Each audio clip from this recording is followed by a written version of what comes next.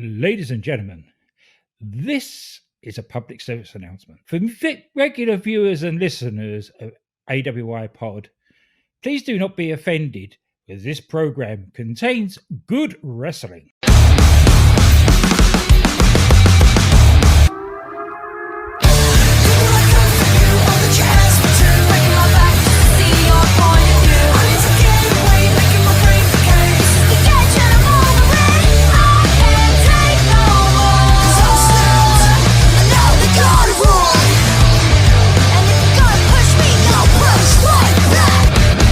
Hello, ladies and gentlemen, and welcome back. This is lucky episode number 13 of A Cup of UK Heritage. I am your host, Brent Piles, and as you know, I do not do these things by my lonesome. I am here with my pal at GWrestling.Glenn. Glenn, how you doing? I'm sad. Uh-oh. We've only got two more matches after these two. We've only got two more matches after these two, and there's no more Heritage Cup. Happy. Well, I mean, technically, I guess there is two.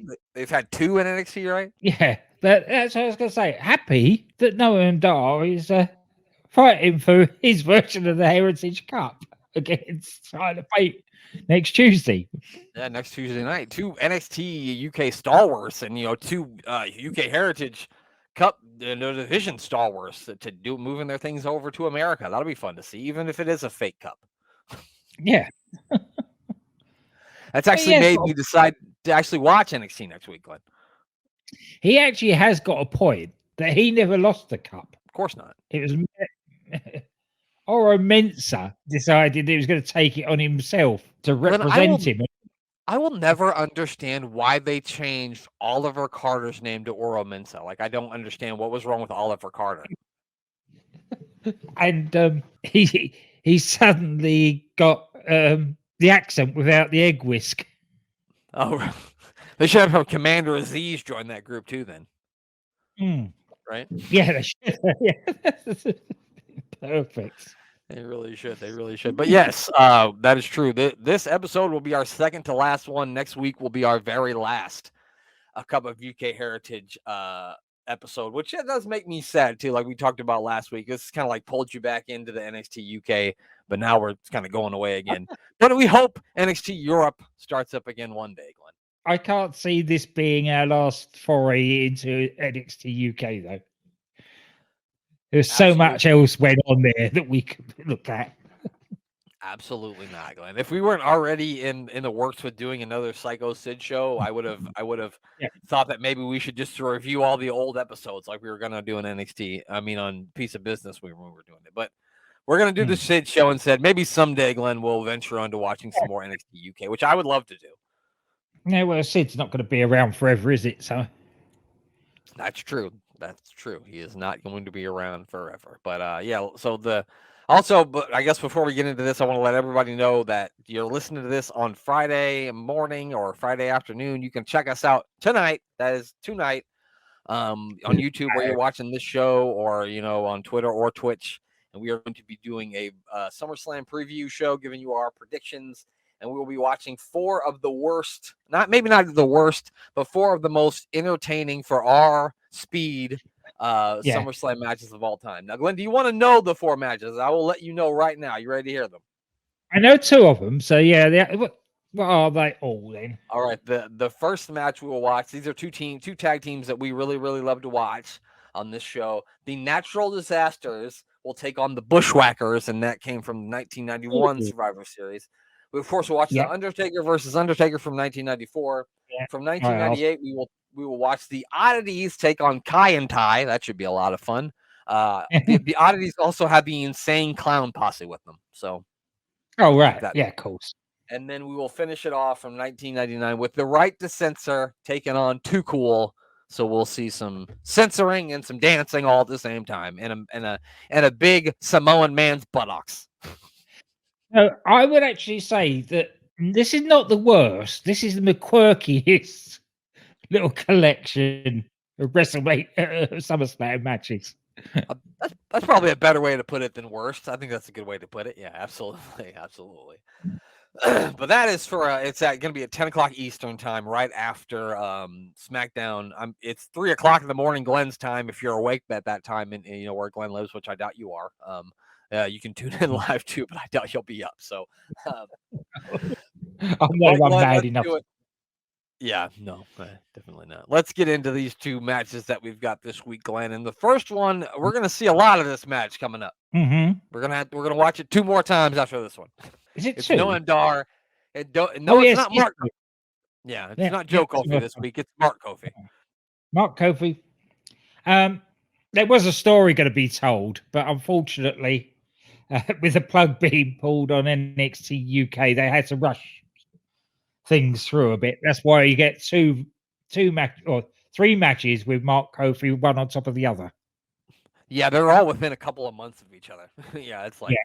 and then one comes like for like 3 weeks after the other one. Yeah, which when you see these Heritage Cup matches, especially when you got the Heritage Cup on the line, you don't typically see them defended all that often. It's usually like 6 weeks in between defenses. Yeah. Which that's kind of how it should be. I think NXT UK always did a good job of like alternating what champions were going to defend when. So you got a fair amount of title matches on the show, which that's probably why it made it so much fun to watch. That's But right. anyway, let's get into it. The first round, these two literally didn't even touch each other for the first 30 seconds. No, it was Noam Dar doing what Noam Dar does, just tormenting him, running away, backing off, doing all that gestures and all the things that Noam Dar likes to do. Yeah. Then he's able to takes Mark Coffey down, and then he kind of like messes up his hair, which I thought was pretty funny. Yeah. Because for a guy as small as Noam Dar to do that to a guy as big as Mark Coffey is just really funny to me. Yeah, they finally actually get some wrestling in. Then Dar, being Noam Dar as he is, they get pushed up against the ropes. The referee calls for a rope break, and as they break, calls Noam Dar has to give Mark Coffey a slap. Yeah, and then he kind of like starts taunting him after that too. He gets the flask out. He takes a drink from the flask. He walks over, spits some of it in Joe Coffey's face, is on the outside. And so Dar really just trying to get underneath the skin of Mark in the first round, pretty much, because that's kind of where the round ends, is after he spits the water into Joe's face. That is the first time we actually know that it is water in that flask. Yeah, because it looked like water, and you would figure there would have been a different reaction from Joe Coffey if he had got like vodka spit. Well, no self-respecting Scotsman is going to spit alcohol anywhere. That's true. That's called alcohol abuse, right? Yeah, that's right. That's alcohol abuse. Absolutely. That's what we call it in Nebraska too, Glenn. If you spill your beer, that's alcohol abuse. What are you doing? Yeah.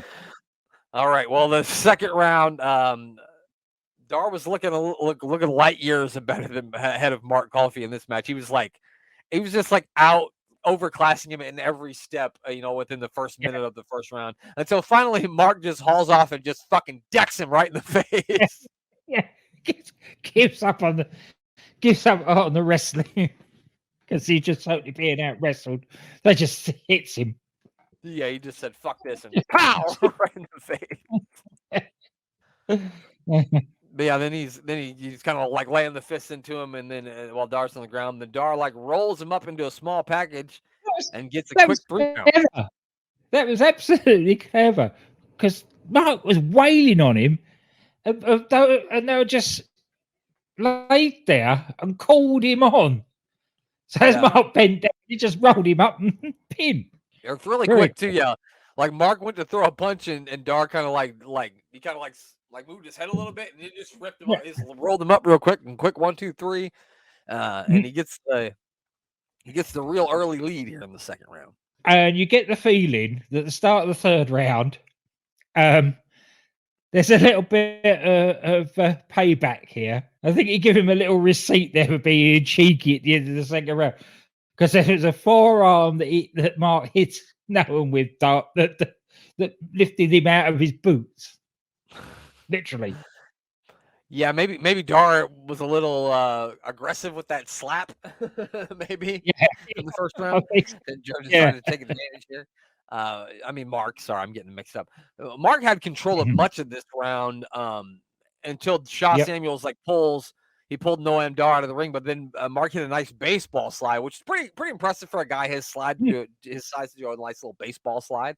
So he takes Shaw out, and then he hits this was another impressive move for a guy his size. He did like a standing enziguri, kicked Dar right in the head. Really impressive. Spinning heel kick. Standing spinning heel kick. It was really good. And like, if you see Mark now on NXT, he's a little lighter now than he used to be. Like, he was a bigger guy back then. You know what I mean? Like, he's around, almost 300 pounds doing a baseball slide. Pretty fucking impressive. And probably not, fucking side kicks and shit. Probably not getting to spend so much time in bars and more in the gym now. Well, he does live in Florida, Glenn. So exactly. Maybe he's been drinking light beer. I think your guys' beer over there is a little heavier than it is here. Yes. Yeah. Oh, definitely, especially in Scotland. I was gonna say, especially from a Scottish guy, right? Yeah. So we head into the fourth round, and we are all tied up at 1. And Dar's doing his whole feigning in the corner like he's pretending that he's hurt. And Shaw's even pleading with the referee to give him some more time. And even Nigel McGuinness is on commentary pleading to give him another minute. But Dar comes charging straight out of the corner, right to start it off. But it doesn't matter because Mark sidesteps. Wait a minute. Or did Mark? No, Mark didn't sidestep him. He hit him with an elbow, didn't he? Because Mark was still had his back to him. He was talking to Joe. That's what it was. Yep. He kicked him in the back. That's what it was. Yeah. And then Dar starts with the real kicks. He just starts laying the kicks into Mark on the chest, to the back, to the head, to the neck. He was precision kicks by Noam Dar. Yeah. And then to counter that, we get another one of those big forearm uppercuts from Mark. Yeah. Again, I actually rolled Noam over. He hits him out. Yeah, it did look like it hurt. And then they, like, for the 45 seconds left, they start trading shots. They're going back and forth. Mark tries to do that spinning heel kick again, but he misses. And then when he does, Dar is able to lock in the knee bar.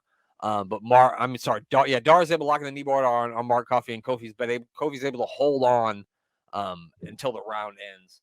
And then, of course, Dar's going to hold on to the knee bar a little bit after the bell, which is going to bring Joe Kofi into the ring to pull him off, which brings Saw Samuels into the ring, and his bet slips are flying everywhere. And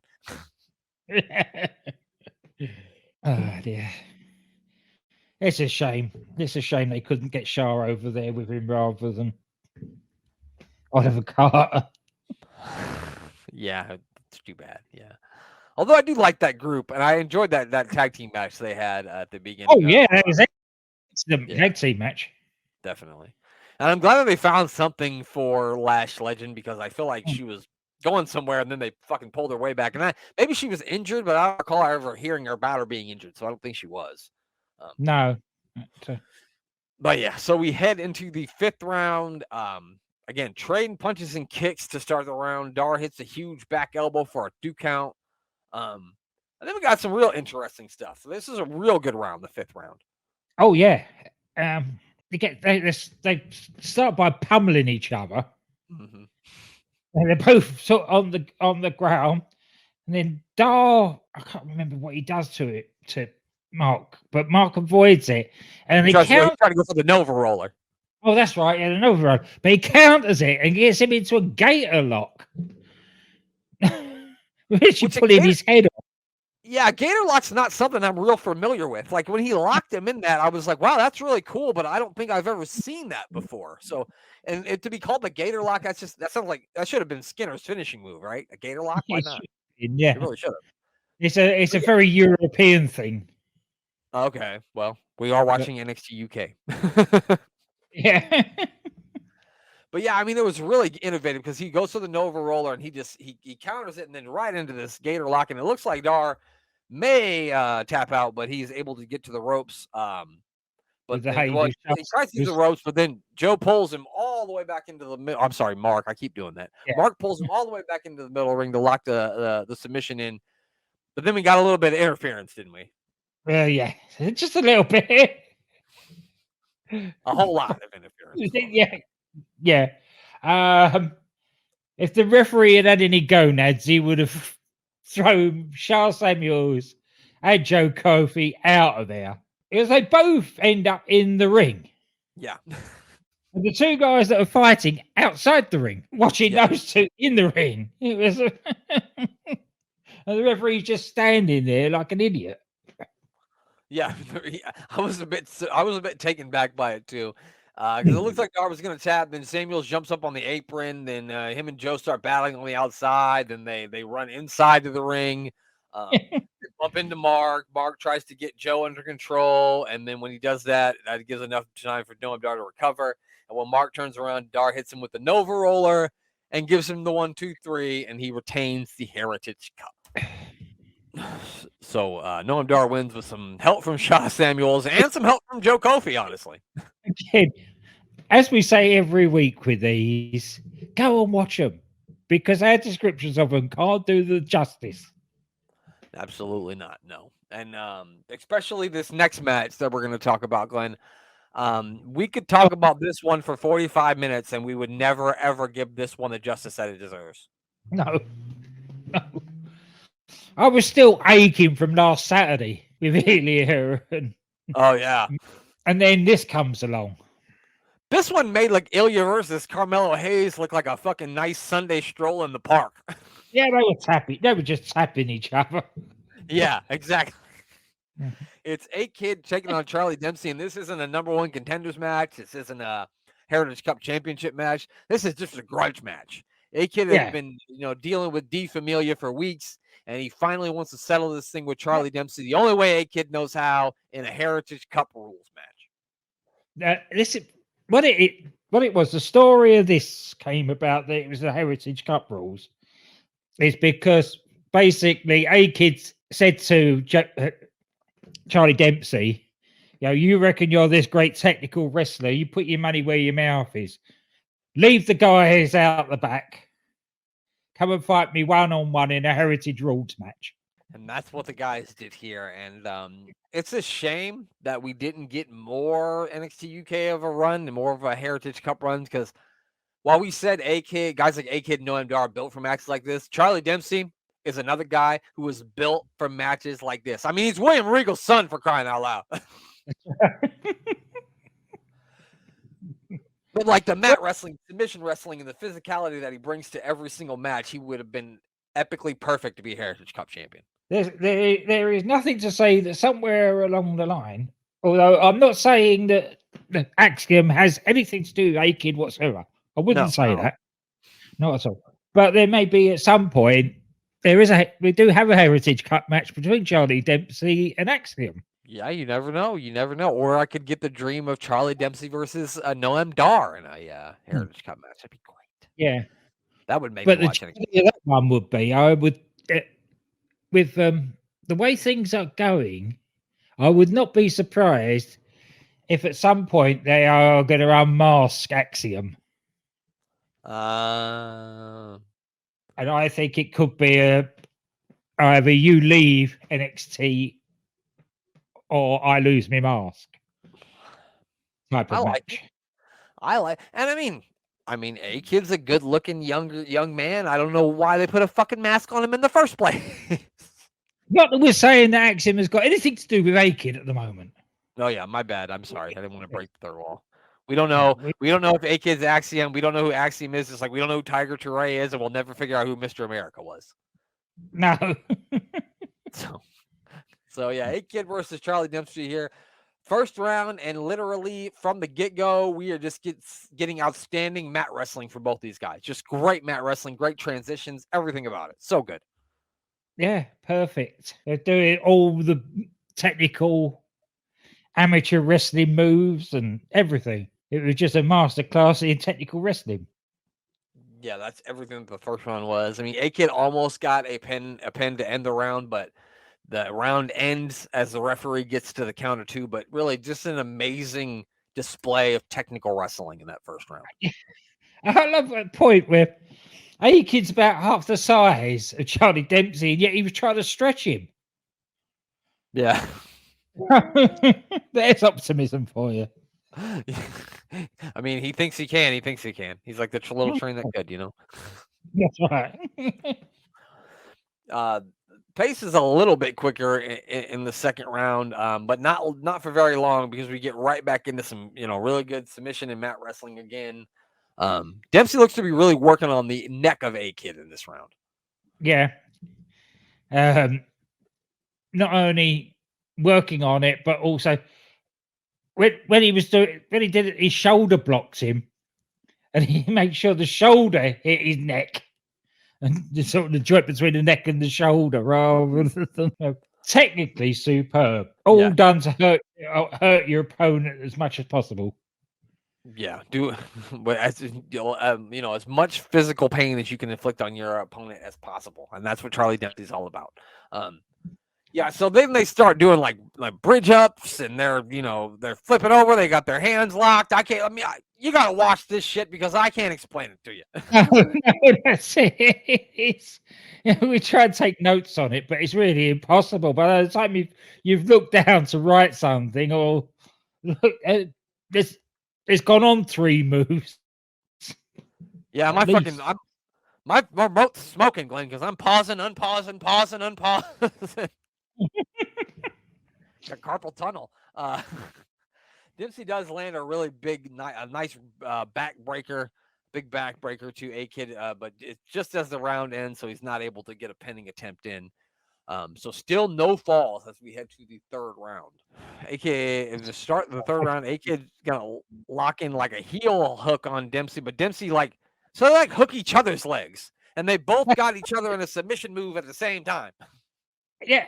Why they're doing that? They're both hitting each other in the face. Yeah, I was gonna say, and then once they get that settled, then they start slapping each other in the face. And Charlie Dempsey, when he slaps, he looks like he's going for the ear every time. It looks like he's going right for the ear, and if you're gonna slap somebody, the ear's the place to go. They finally get back up on their feet, and then Charlie Dempsey turns A-Kid inside out with a back elbow. Now you see it with clothesline occasionally, but this back elbow, it looked like it legitimately knocked him off his feet. Yeah, it looked like it hurt, and it probably did. Yeah. A-Kid then tried for a roll up on Charlie Dempsey, but Charlie Dempsey completely reversed it, and he did a beautiful German suplex, and he bridged with it for a near fall. It was a fucking one of the better German suplexes that I've ever seen. It was picture perfect. It was picture perfect. His father would have been proud. Absolutely. Father would have been proud of how he ended this too, because after A-Kid kicked out of that, he took A-Kid down, and he just starts grinding his elbow right into his rib cage, just grinding it in, and then he locked in. I don't even know what you call that. I call it ouch, the submission hold he put him in. Yeah, that's it. Yeah, the ouch hold. The motherfucker owl hold, and A-Kid don't waste no time. Dempsey didn't even get it locked all the way in, and A-Kid started tapping. Yeah, that's it. Because of the commentary, there's why did he tap like that? And of course, Andy Shepherd is going because he didn't want to be broken in half. That's why. Yeah. It's gonna be hard to compete in the next few rounds if you're broken in half. Yeah. And then we get into the fifth round. A-Kid starts landing some stiff kicks to start the round, but Dempsey's able to catch one of them and hits him with a vicious dragon leg whip. You've missed a round. Kick. You've missed a round. We're into the fourth now. The Dempsey submission was at the end of the third. Oh, I'm sorry. I'm reading because I was looking at the wrong. I have round 4, but I was looking at round 5. Yeah. Anyway, okay. All right, Glenn, you go ahead with round 4. You get kicks from A-Kid, stiff kicks. A dragon screw from Dempsey, and then a lot of stiff hitting and bastering each other. A-Kid manages to suplex Charlie Dempsey. They call that a half and half suplex, I think, right? Yeah, that's it. Yeah, it's a half and half suplex. Because it's the only way you're going to get a bigger man off your feet. By grabbing the leg as well as using the arms. Dempsey kicked out some chops from A-Kid that I'd never seen him chop like it before. He must have been taking lessons from Ilya Dragunov, I think. Yeah. He probably went, What other person in this locker room really knows how to hurt people? That guy. I'm gonna go ask him. Then he puts Charlie into a sleeper, and then transfers that into like a guillotine chokehold. But Charlie Dempsey suplexes his way out of it, so just picks. It's hard to explain because he just sort of picked A-Kid up and threw him over his head to get him off. Yeah, it's a very innovative way to get out of a submission hold. Never really saw that too many times. No. Then there's bit of two throw-in, several escapes. A-Kid, another suplex, followed by a kick to the side of the head, and he manages to super kick to the side of the head, and that gets the pin to level it up at 1-all. Yep. So now we are tied up at 1 as we head into the 5th round. A-Kid comes out in the second round. He hit I don't know if he hit a kick or if he missed it. I think he missed a kick when he first came out of the round, right? And then he eventually ends up on the top rope, and he hit like a big crossbody block from the top rope for a 2 count, and he lands some stiff kicks to the chest. A-Kid locks in an arm bar, but Dempsey just picks him up and slams him down. Once again, Dempsey's like, I'm not staying in these fucking holds. I'll just slam your little ass. No problem. He goes best and goes in for a sleeper again, which, considering that they always say with the smaller guys, you should jab and run. Right. He's going for submissions the whole time. Because it seems strange that it hasn't dawned on him at any point that Charlie Dempsey just keeps throwing him off. He just keeps that fighting spirit, Glenn. It's that Spanish fighting spirit, Glenn. He can't stop doing it. He can't help himself. Again, we get another big kick to the back of the head of Charlie Dempsey and an attempted pinfall.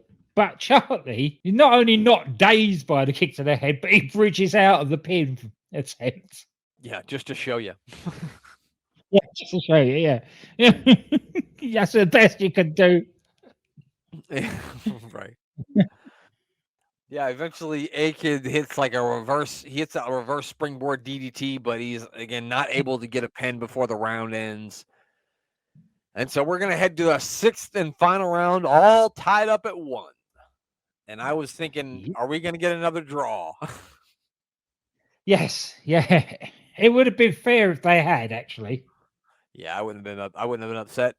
But it's Charlie Dempsey. Yeah. It's William Regal's son. He's the villain junior. Of course there's going to be shenanigans. There were absolutely shenanigans. So Dar hits a flying super kick. He hits a dragon suplex. He's really got Dempsey looking like he's reeling in this round. And then Dempsey in the corner kind of grabs his towel.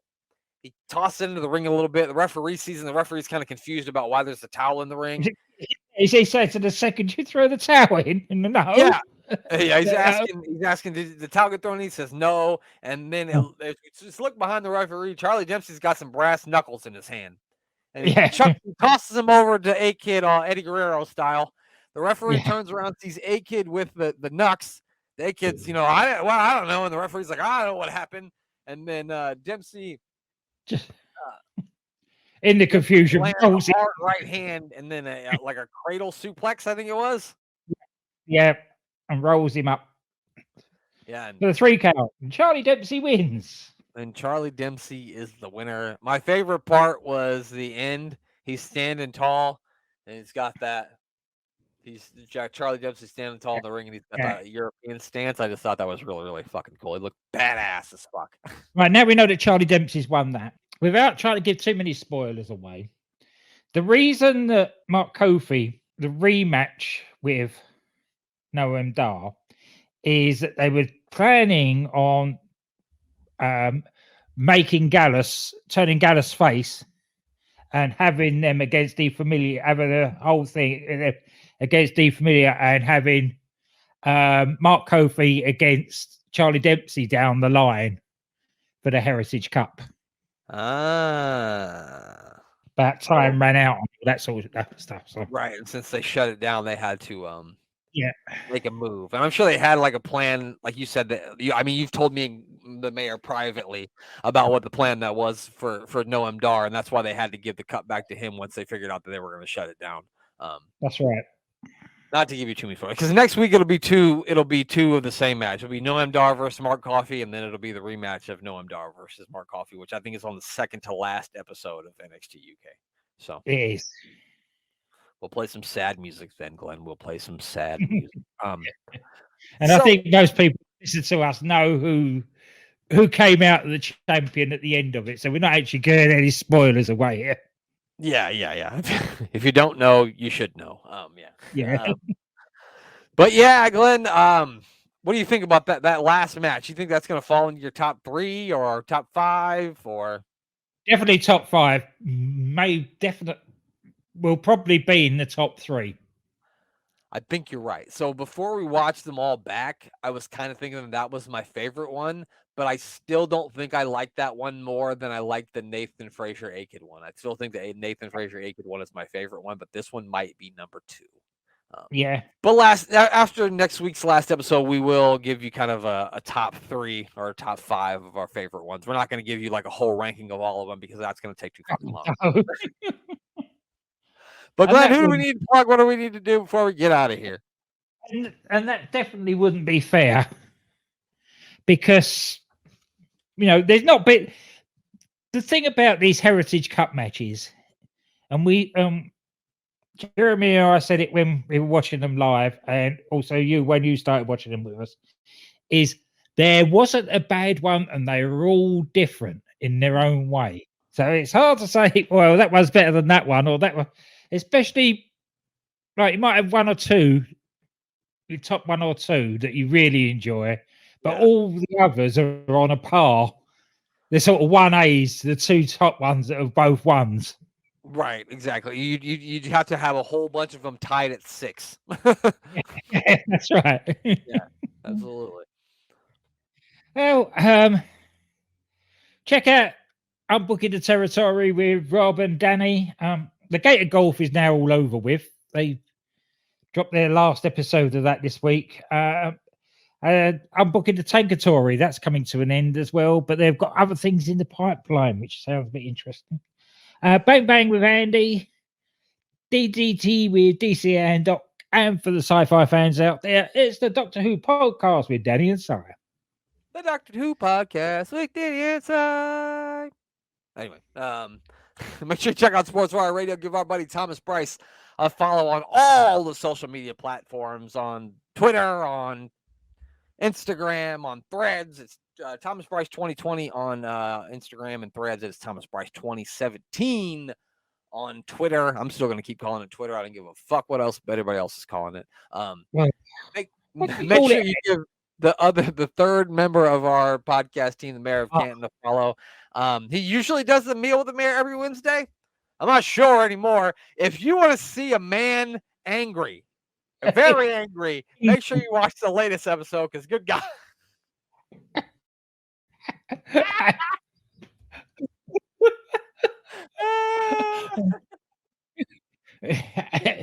Yes.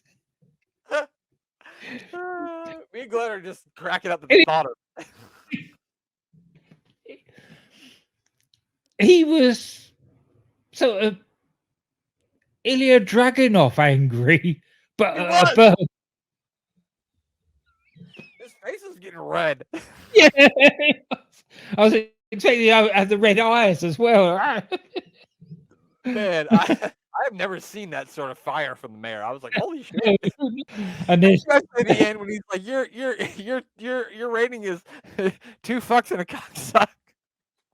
Oh, I lost it. I couldn't hold it together. I was going to say, definitely, he should have the parental guidance sticker on that episode. Definitely should. The language is a bit right. So if you haven't seen that, make sure you look at that because it's fucking hilarious. Yeah. But yeah, like I said, make sure you join us tonight. You can join us tonight, 10 p.m. Eastern time, and we're gonna talk about SummerSlam and watch some SummerSlam matches. Twitter, YouTube, Twitch. Now the only thing left to do is for Glenn to say goodbye. Goodbye.